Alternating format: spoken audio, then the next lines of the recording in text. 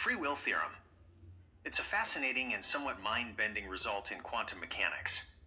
In essence, it suggests that if experimenters have free will in choosing the settings for their measurements, then fundamental particles must also possess a form of free will in determining their properties. Let's break it down a bit. The theorem, developed by the mathematicians John Conway and Simon Cochin, builds upon earlier work related to Bell's theorem and the Cochin-Specker theorem. These earlier theorems already demonstrated that certain realist and local hidden variable theories cannot fully explain the correlations observed in quantum experiments. The free will theorem takes this a step further by focusing on the implications for free will. It argues that if the choice of measurement settings by the experimenters is not determined by prior physical laws, i.e. if the experimenters have free will, then the outcomes of those measurements on the particles cannot be predetermined by any prior physical laws either.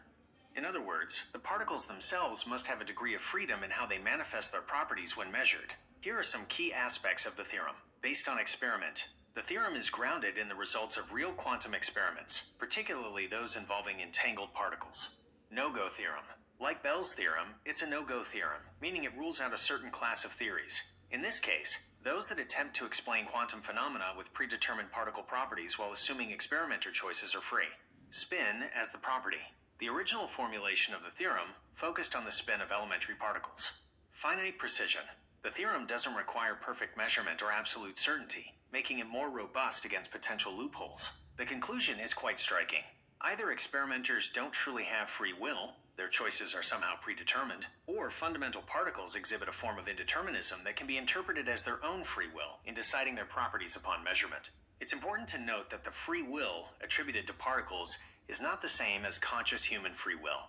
It simply implies that their behavior is not entirely dictated by prior physical laws. The free will theorem has sparked considerable debate and discussion within the physics and philosophy communities. Some physicists find it a compelling argument against deterministic interpretations of quantum mechanics, while others explore alternative interpretations that might circumvent its conclusions. In short, the free will theorem posits a deep connection between the freedom of choice of experimenters and the inherent indeterminacy observed in the quantum realm, suggesting a kind of free will at the fundamental level of nature if we assume our own choices are not predetermined.